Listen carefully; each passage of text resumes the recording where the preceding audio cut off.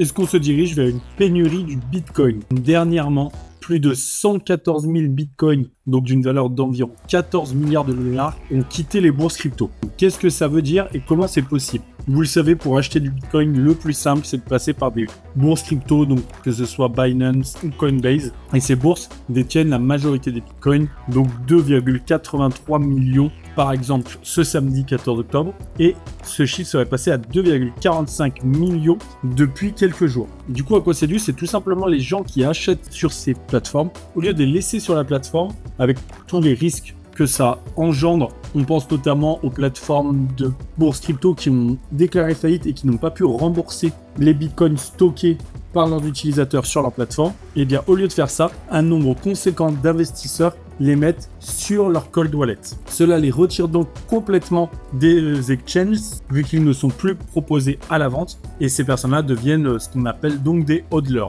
Cette transaction des plateformes vers les cold wallets se comprend tout à fait. Comme on vous le disait, c'est notamment pour être sûr de conserver ces crypto-monnaies en cas de faillite d'une plateforme, car ils sont sur votre portefeuille à vous, seul vous y avez accès.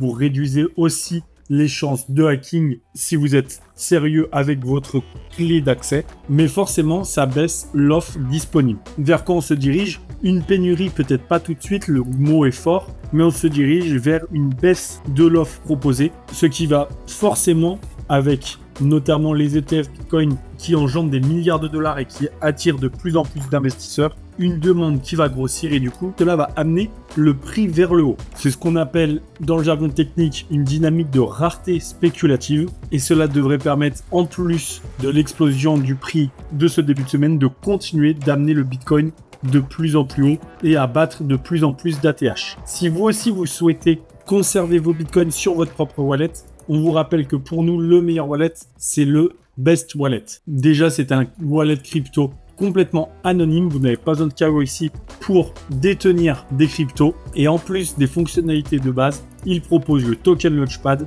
qui permet de voir les prochains tokens qui seront listés, permet d'avoir une petite analyse pour savoir sur lesquels est-ce que vous voulez investir. C'est un wallet qui est disponible sur ordinateur et sur portable. Il est déjà utilisé par plus d'un demi-million de personnes. Comme on vous le disait, nous on estime que c'est le plus intéressant. On avait fait une vidéo dédiée, n'hésitez pas à aller la voir, ou à directement cliquer sur le lien en commentaire ou en description si vous cherchez un wallet pour stocker vos cryptos de manière sûre, et comme beaucoup de personnes en ce moment, de ne pas être dépendant des plateformes. Merci à toutes et à tous d'avoir suivi cette vidéo. Abonnez-vous pour n'en manquer aucune, et à très vite pour la prochaine.